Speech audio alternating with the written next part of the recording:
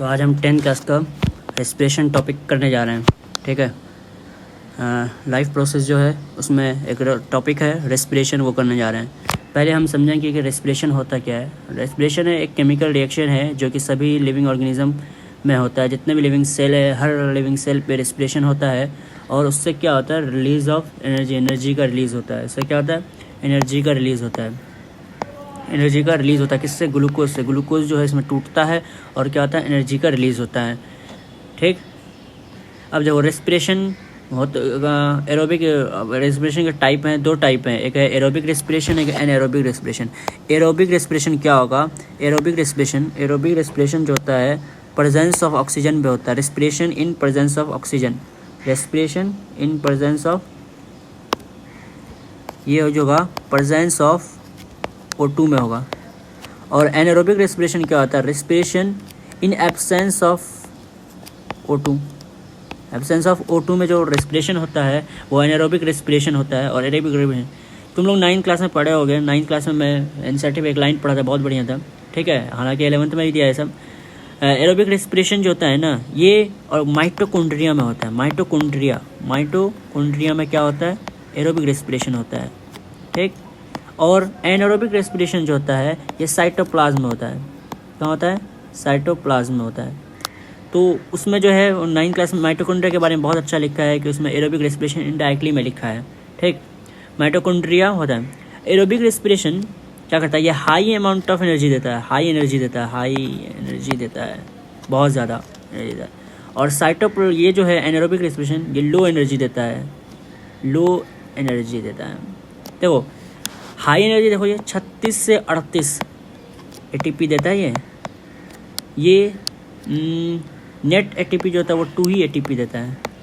ठीक, तो समझ सकते हो कि कितना ज़्यादा। तो इसीलिए माइटोकॉन्ड्रिया को क्या कहते हैं, पावर हाउस ऑफ सेल इसीलिए कहते हैं क्योंकि यहाँ पर सबसे ज़्यादा एनर्जी होता है। 2 ATP से हमारा काम नहीं चलेगा। हमारा जो काम चलता है वो इतने ज़्यादा एनर्जी 36 और 38 जो ATP देता है, इससे हमारा काम चलता है। तो ये हाई एनर्जी देता है, इसीलिए ये इसको क्या बोलते हैं, माइटोकॉन्ड्रिया में ये पूरा प्रोसेस हो रहा है। तो ये इसीलिए माइटोकॉन्ड्रिया का क्या बोलते हैं, पावर हाउस ऑफ सेल।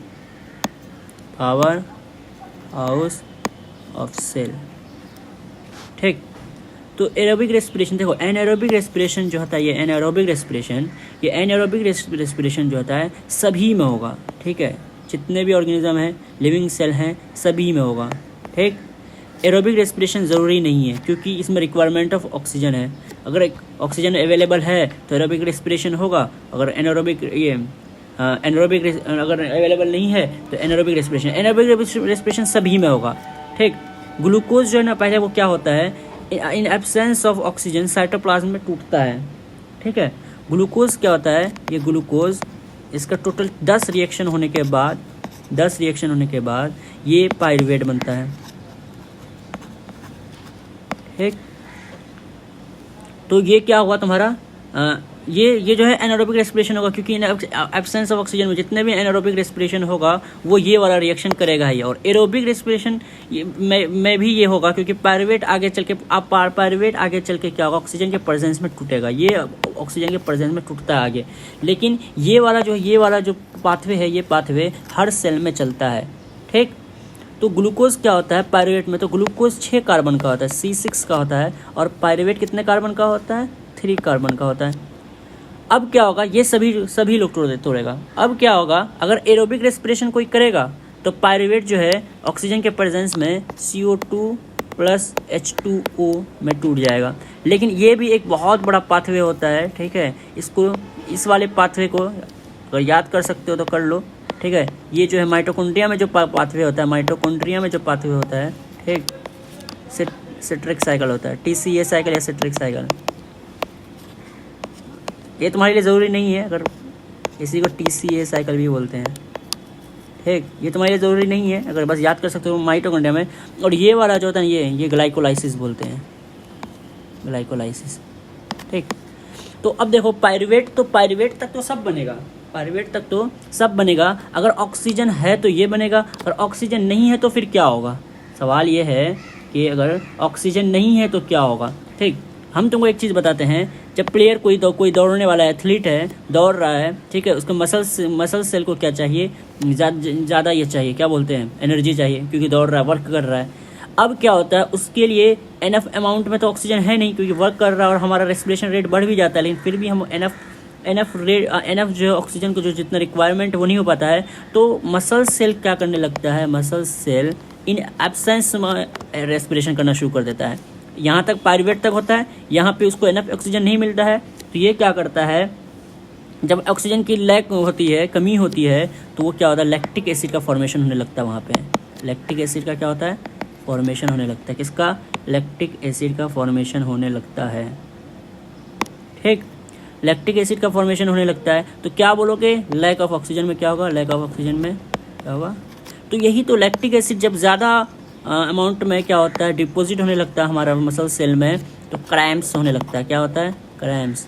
वो लोग भाग नहीं पाते, फिर दर्द होने लगता है पैर में, क्रैम्प्स होने लगता है। ठीक, अब क्या होता है, अब कुछ ऑर्गेनिज्म जो है, ठीक है, वो अलग अलग पाथवे करता है। वो जैसे यीस्ट है, ठीक है, यीस्ट है, यीस्ट क्या करता है, एब्सेंस ऑफ ऑक्सीजन में, एब्सेंस ऑफ O2 में ये क्या करता है, इथेनॉल बनाता है। क्या बनाता है, इथेनॉल।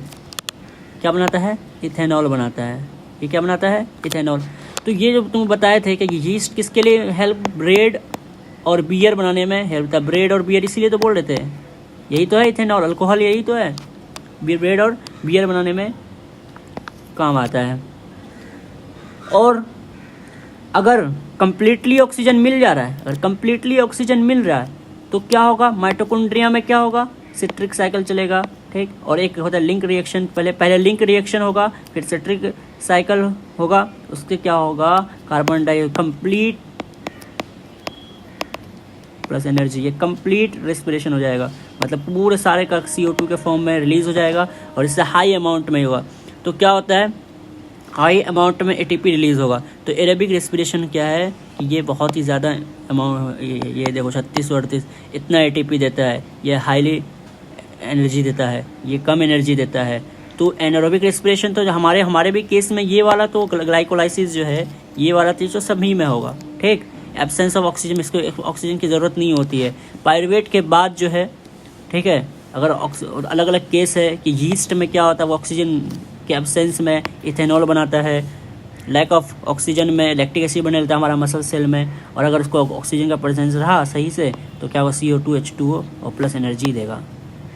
ठीक, अब क्या करते हैं कि तुम लोग का थोड़ा सा 10 का NCERT देखो, NCERT तुम लोग क्लियर कराते हैं। ठीक है, NCERT में तुम्हारा क्या क्या लिखा है, ओके, इधर देखो। अच्छा, NCERT में बहुत अच्छा चलेगा, बहुत शॉर्ट में बहुत अच्छा भाई। NCERT तुम्हारा 85 to 90% क्वेश्चन यहीं भी रहेंगे कोई भी कंपटीशन एग्जाम में। NCERT के लाइन का एक लाइन को ये करो। रेस्पिरेशन में सबसे अच्छा है, रेस्पिरेशन है भाई। रेस्पिरेशन में ये एक्टिविटी तुमको करा रहे हैं 6.4।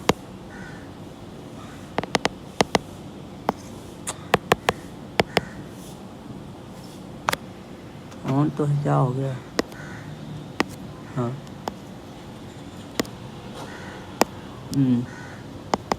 रेस्पिरेशन करा रहे हैं। क्या करा रहे हैं, रेस्पिरेशन। देखो इसमें क्या कर रहा है कि एक प्रीपेयर्ड लाइम वाटर लो। तुम लोग 10th क्लास में केमिस्ट्री में पढ़ चुके हो, लाइम वाटर क्या होता है, लाइम वाटर होता है कैल्शियम हाइड्रोक्साइड। ठीक, ये बोलोगे ये कैसे लिखा गया है, देखो कैल्शियम के पास +2 होता है, 2 चार्ज होगा, OH जो है -1 होता है, तो -1 इधर करो, ये क्रॉस मल्टीप्लाई होगा, तो Ca एक ही है, OH 2 है। ठीक, ये कैल्शियम हाइड्रोक्साइड हुआ, लाइम वाटर है। अब क्या हो रहा है कि उसमें कह रहा है क्या कि अपना एयर ब्लो करो। तो जब हम एयर ब्लो करेंगे तो क्या होगा, हमारा जो नाक से क्या निकलता है, कार्बन डाइऑक्साइड निकलता है, CO2। तो ये क्या फॉर्मेशन करेगा, कैल्शियम कार्बोनेट करेगा। अरे ये रिएक्शन देखो बहुत अच्छा है। ठीक है, कैल्शियम कार्बोनेट, यही तो बताया था कि मार्बल में यूज़ होता है। ठीक, तो ये जो होता है ना, ये प्लस H2O भी रिलीज़ होता है। तो ये क्या होता है, ये PPT प्रीसिपिटेशन हो जाता है, मतलब वो जो वहाँ पे प्लस पानी है तो वो नीचे जाकर के ऐसे डॉट में, और ये बीकर है, पानी है, तो नीचे आकर के ऐसे PPT इस तरह से बन जाएगा PPT। तो ये कैल्शियम यही तो है कैल्शियम कैल्शियम कार्बोनेट। ये जो है ना क्या हो, यही तो है मिल्की अपीयरेंस देगा, मिल्की अपीयरेंस। जब मिल्की अपीयरेंस देगा, जब ये कैल्शियम हाइड्रोक्साइड है, ठीक, तो इस पर जब एयर ब्लॉक करे तो मिल्की अपीयरेंस दे रहा है। मिल्की अपीयरेंस का मतलब क्या हुआ कि वो जो एयर है वो कार्बन डाइऑक्साइड है। बस ये क्या इस पर। चलो अब देखो, we have discussed nitrogen in organism in the last section. The food material taken in during the process of nutrition is used in this cell to provide energy, है ना। एनर्जी को हम लोग पढ़ चुके हैं पहले क्या कि फूड जो हम लोग लेते हैं उससे न्यूट्रिशन क्या होता है, उससे एनर्जी प्रोवाइड करता है। Diverse organism do in this way, some use oxygen to break glucose, कोई क्या करता है कि ऑक्सीजन को इस्तेमाल करता है कि ग्लूकोज को कम्प्लीटली तोड़ना है। कम्प्लीटली मतलब क्या हुआ, माइटोकॉन्ड्रिया में भी जाएगा और CO2 + H2O और एनर्जी का रिलीज़ कराएगा, ठीक। Into carbon dioxide water. Some other pathway do not involve oxygen, कुछ और भी पाथवे हैं जैसे इथेनॉल बनता है वगैरह बनता है जिससे इन्वॉल्व ऑक्सीजन का इन्वॉल्व नहीं रहता है। In all this case first step, पहला स्टेप ये है कि ब्रेक डाउन ऑफ ग्लूकोज। पहला क्या है कि ग्लूकोज को ब्रेक डाउन तोड़ें। 6 कार्बन मॉलिक्यूल जो है ग्लूकोज है उसको 3 कार्बन मॉलिक्यूल्स में छोड़े जिसको पायरुवेट कहते हैं। वही बताया था, ग्लूकोज जो है वो क्या होता है, पायरुवेट में कन्वर्ट हो जाता है। और पायरुवेट कितना है, 3 कार्बन मॉलिक्यूल है, ठीक। This process takes place in cytoplasm, बता चुका हूँ ये पूरा जो होता है कहाँ होता है, साइटोप्लाज्म होता है। अब क्या होता है ये फर्मेंटेशन। फर्मेंटेशन क्या होता है, फर्मेंटेशन में क्या होता है, इन एब्सेंस ऑफ ऑक्सीजन में क्या करता है, यीस्ट को रखते हैं तो वो क्या करता है, इथेनॉल का प्रोडक्शन कराता है, ठीक। इस प्लेसेस में अब एब्सेंस ऑफ ऑक्सीजन वही अलग अलग केस दिया है ये तुम्हारा कि इथेनॉल करेगा, एनर्जी करेगा। और लैक ऑफ ऑक्सीजन में क्या होगा, लैक्टिक एसिड प्रोड्यूस होगा, एनर्जी प्रोड्यूस होगा। और प्रेजेंस ऑफ ऑक्सीजन में क्या, कार्बन डाइऑक्साइड कम्प्लीटली क्या हो गया, ब्रेक डाउन हो गया ग्लूकोज का, ठीक।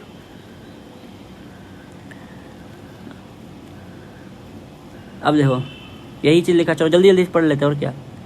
माइटोकॉन्ड्रिया ये लिख दिया है, break down of pyruvate using in the mitochondria में this process break up 3 carbon to give 3 molecule of carbon dioxide. 3 carbon है तो 3 CO2 निकलेगा ना, टोटल 3 कार्बन का बाहर निकल जाएगा। This product is water and other product, और अगला जो प्रोडक्ट है वाटर है। Since this process takes place in the presence of oxygen it is called aerobic respiration. This release energy in this aerobic respiration is lot greater than the anaerobic. बता दिया कि ये बहुत ज़्यादा एनर्जी रिलीज करता है as compare to anaerobic respiration में। Sometimes when there is a lack of oxygen in our muscles another pathway for break down, और दूसरा पाथवे चलता है जिसमें क्या होता है, पायरुवेट जो है वो 3 कार्बन टेकन, इसमें क्या होता है, पायरुवेट ब्रेक डाउन होता है, वो कन्वर्ट हो जाता है लैक्टिक एसिड में जो कि 3 कार्बन मॉलिक्यूल है। लैक्टिक एसिड कितना है, 3 कार्बन मॉलिक्यूल है। भाई ये क्वेश्चन पूछ लेगा, ये पूरा चार्ट याद होना चाहिए, एक चीज़ एनसीईआरटी का एक डायग्राम, एक फ्लो चार्ट जो होता है वो याद होना चाहिए। वो कहीं से भी क्वेश्चन कर सकता है। 2 कार्बन मॉलिक्यूल लिख दिया इथेनॉल, ये 3 कार्बन मॉलिक्यूल इस तरह से, ठीक। This build up lactic acid in our muscles during sudden activity cause cramps, इससे क्या होता है, क्रैम्स होने लगता है। The energy release during cellular respiration immediately use to synthesis molecule called ATP। अब जो एनर्जी रिलीज होता है ना, जो एनर्जी रिलीज होता है उसको क्या करता है, फौरन ATP में कन्वर्ट कर दिया जाता है, ताकि ATP में कन्वर्ट किया जाता है और यूज टू फ्यूल और अदर एक्टिविटीज। और इस ATP का क्या होता है, अलग अलग एक्टिविटीज़ में इस्तेमाल करते हैं। जैसे हार्ट बीट हो रहा है तो वहाँ पे भी एनर्जी का रिक्वायर्ड है, ठीक है। तुम्हारा बहुत सारे बॉडी में प्रोसेस हो रहा है तो मूवमेंट कर रही है, ये सब में तो एनर्जी का क्या होगा, मसल्स कॉन्स्ट्रक्शन रिलैक्सेशन, वहाँ पे एनर्जी रिलीज होगा। तो ATP एक तरह का फ्यूल का काम कर रहा है जो कि अलग अलग एक्टिविटीज़ में क्या कर रहा है, वो एनर्जी प्रोवाइड कर रहा है। ATP टूट करके एनर्जी रिलीज होता है, वही एनर्जी क्यों करता है, क्या होता है, ATP के फॉर्म में स्टोर रहता है energy. ATP is break down giving the fixed amount of energy, वही का ADP है, ठीक है। ADP में जब ADP डाईफॉस्फेट, ठीक है, डाई मतलब 2 फॉस्फेट है और 1 फॉस्फेट जुड़ेगा तो ट्राईफॉस्फेट होता है, ATP एडिनोसाइन ट्राईफॉस्फेट, ठीक। A से एडिनोसाइन, ADP है उसमें एनर्जी, तो ये एनर्जी क्या स्टोर हो गया। जब फिर ये ATP मतलब अगर P ऐसे जुड़ा हुआ है, ये टूट करके क्या होता है, एनर्जी रिलीज कर देता है। ये बॉन्ड टूटेगा तो एनर्जी रिलीज होगा। यहाँ पे एनर्जी रिक्वायर्ड, इसमें एनर्जी क्या लग रहा है, एनर्जी जो यहाँ पे रिलीज हो रहा है वो एनर्जी से क्या हो रहा है, उसके फॉस्फेट को जोड़ करके ATP बना ले रहा है। जब ये फॉस्फेट टूटेगा तो एनर्जी रिलीज होगा और उसको इस्तेमाल करेगा। तो क्या होगा कि ATP जब टूटता है तो एनर्जी रिलीज हो रहा है, तो क्या बोलेंगे, एक्सोथर्मिक प्रोसेस बोलेंगे, क्या हो रहा है, एनर्जी रिलीज हो रहा है, ठीक।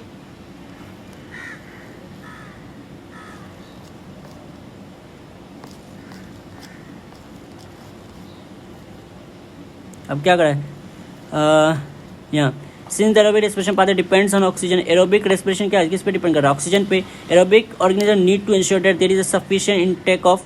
एरोबिक ऑर्गेनिज्म जो है वो ये करता है कि एरोबिक की सफिशिएंट इनटेक ऑफ ऑक्सीजन, सही अमाउंट में एरोबिक रेस्पिरेशन होने के लिए सही अमाउंट में ऑक्सीजन का होना चाहिए। हम लोग देखे हैं कि प्लांट जो है वो गैस एक्सचेंज करता है थ्रू स्टोमाटा, ये पढ़ चुके हो कि स्टोमाटा से क्या होता है, क्या होता है, एयर एक्सचेंज होता है, CO2 CO2 इन होता है और O2 बाहर होता है, ठीक। And the large intercellular space ensure dead cells are contact with air, इनके बीच में क्या होता है, जो वहाँ पे जो है लार्ज सेलुलर स्पेस होता है, इंटरसेलुलर स्पेस होता है, ताकि वो क्या करे, ईजिली से क्या करे, क्या कि गैस का एक्सचेंज कर सके। इंटरसेलुलर स्पेस लार्ज होगा तो क्या होगा, आसानी से एयर के कांटेक्ट में रहेगा और आसानी से डिफ्यूजन होगा, कोई भी गैस जो बाहर आसानी से जा सकता है वो आ सकता है। Carbon dioxide and oxygen exchange bye diffusion here, ये याद रखना, ये सवाल पूछेगा किससे हो रहा है, डिफ्यूजन के प्रोसेस क्या होता है। यहाँ पर आया तो डिफ्यूजन में क्या होता है कि डिफ्यूजन पहली चीज़ तो बाई डायरेक्शनल है, लेकिन नेट जो मूवमेंट होता है बाई डायरेक्शनल मतलब क्या हुआ कि CO2 अगर यहाँ है तो वो, और यहाँ CO2 है तो वो इधर भी जा सकता है इधर भी आ सकता है, लेकिन नेट मतलब फाइनली मिला जुला करके ज़्यादा किधर होगा, उधर ज़्यादा होगा जिधर पार्शियल प्रेशर कम होगा। अगर CO2 का प्रेशर पार्शियल प्रेशर इधर ज़्यादा है, ठीक है, बस याद रखो कि ज़्यादा अमाउंट में CO2 इधर है और इधर CO2 कम है तो इधर से उधर जाएगा, ठीक है। अगर कोई पूछ लिया तो साइंटिफिक टर्म में तो बोलना पार्शियल प्रेशर ऑफ CO2 पे डिपेंड करेगा, या कोई भी गैस है तो उसका ट्यूब जिसका पार्शियल प्रेशर ज़्यादा होगा और तो उधर से जिधर कम होगा उधर जाएगा, ठीक। बस ये तो ये पूछेगा यहाँ क्वेश्चन, या यहाँ पे क्वेश्चन अराइज होगा डिफ्यूजन का। They can go into cells away from them and out in this. The direction of diffusion depends upon the environmental condition, वही environmental condition कि तुम्हारा बाहर जो है ये स्टोमाटा वगैरह जो भी है, यहाँ पर तुम्हारा मतलब कैसा अमाउंट में गैसेज है, बहुत ज़्यादा या कम है। And the requirement of the plant, और क्या, और एक चीज़ है क्या कि प्लांट को कितना रिक्वायरमेंट है, अगर प्लांट का कम रिक्वायरमेंट है तो वो लेगा ही नहीं। तो एट नाइट में क्या होता है, फोटोसिंथेसिस होता नहीं है, फोटोसिंथेसिस होता है CO2 एलिमिनेशन करना। हाँ, नाइट में क्या होता है, जब फोटोसिंथेसिस होता नहीं है तो CO2 उसको ज़रूरत पड़ जाती है एलिमिनेट करना। क्यों? क्योंकि वहाँ पर जो है क्या होता है, रेस्पिरेशन होगा तो CO2 का ज़्यादा फॉर्मेशन होगा तो अब वहाँ पे क्या होगा, उसको निकालना बहुत ज़रूरी है, तो उसमें तो क्या करता है वो एलिमिनेट कर देता है। ड्यूरिंग डे टाइम में क्या होता है CO2 को, हाँ अब क्या होता है डे टाइम में क्या होता है CO2 जो रिलीज़ होता है उसको क्या करता है ये फोटोसिंथेसिस में इस्तेमाल कर लेता है। देखिए पढ़े हो ना, CO2 + H2O से ग्लूकोज बनता है जो है, एक वो वाली चीज़ बोलना चाह रहा है वो। Hence there is no release, इसलिए क्या होता है कि रिलीज ऑफ CO2 नहीं होता इवन कि दिन में क्या होता है क्योंकि ये CO2 कम पड़ जाता है, बाहर से इन्वायरमेंटल से CO2 लेता है और ठीक ये रिलीज़ नहीं करता है CO2, ठीक दिन में। Instead oxygen release is major event at this time, तो दिन में क्या करता है ऑक्सीजन जो है क्या करता है इस टाइम में, मेन ये है क्या कि मेन इवेंट यही है क्योंकि दिन में क्या होगा ऑक्सीजन बाहर जाएगा, ठीक ऑक्सीजन बाहर जाता है क्योंकि यहाँ पर क्या होता है ऑक्सीजन का फॉर्मेशन होता है तो उसको बाहर निकलना ज़रूरी है। तो इसीलिए कहा जाता है कि एक चीज़ कहा जाता है कि रात में पेड़ के पास नहीं सोना चाहिए क्योंकि रात में जो है पेड़ क्या करता है CO2 क्या करता है निकालता है, वहाँ वो ऑक्सीजन कम निकालता है, बहुत कम माइनर केस में निकालता है, बहुत कम निकालता है, तो उससे ऑक्सीजन की कमी हो सकती है। इसलिए कहा जाता है कि रात में तुम मतलब पेड़ के पास न सो। ब्रो तुम्हारा जो सवाल आएगा वो यहाँ से आएगा, कितने कार्बन के हैं ये याद रखना है, क्या प्रोड्यूस हो रहा है यहाँ से आ रहा है, ठीक है। और ये चीज़ ये वाला रिएक्शन याद रख लो, बस यहाँ से तुम्हारा हो जाएगा तुम्हारा कुछ, ठीक। और बाकी जो टॉपिक है ये सब टॉपिक क्या होगा क्या कि नेक्स्ट क्लास में हम पढ़ाएंगे। देखो एनसीईआरटी लाइन में थोड़ा बोर हो गई क्योंकि एक लाइन समझाने में अच्छा नहीं लगता सुनने में, लेकिन मैंने ओवरव्यू पहले दे दिया, ओवरव्यू से क्या हुआ तुम्हारा सब कुछ क्लियर हो गया। अब इस लाइन को तुम एक बार खुद से पढ़ो और एक लाइन को समझो तो समझ में आएगा कि अच्छा ऐसा हो रहा है। मैं तुम्हें पहले ही दे चुका हूँ ओवरव्यू, ये ओवरव्यू है, ठीक है, हाँ ये ओवरव्यू है, ठीक। इसी को यही मेन चीज़ है तुम्हारा पूरे वीडियोस में, इसको अच्छे से देखो और याद करो, ठीक। और हाँ अगर कोई पूर्णिया के स्टूडेंट हो या फिर किशनगंज अररिया के जो भी हो, तुम्हारे इस पूर्णिया में CP क्लासेस हैं, ठीक है, ये सर्वर चौक पे है, आप वहाँ पर जा कर के एडमिशन लीजिए, ठीक है। बहुत अच्छा मज़ा आएगा पढ़ने में, बहुत अच्छा कॉम्पिटिटिव टाइप पढ़ाया जा रहा है AMU जामिया रहमान 30 ऐसे चीज़ों का प्रिपरेशन किया जा रहा है, ठीक है। और अगर आप में से कोई गरीब बच्चे को डोनेट करना चाह रहे हैं, हम लोग कुछ बच्चों की फ़ीस जमा करते हैं जिससे क्या होता है उनको जो इकोनॉमिकली वीक है उनको फ़ीस जमा करते हैं उनका, और हम लोग उसको एजुकेशन प्रोवाइड करते हैं। तो आप जीपे, फ़ोनपे कर सकते हैं या पेटीएम जो भी हो वो कर सकते हैं।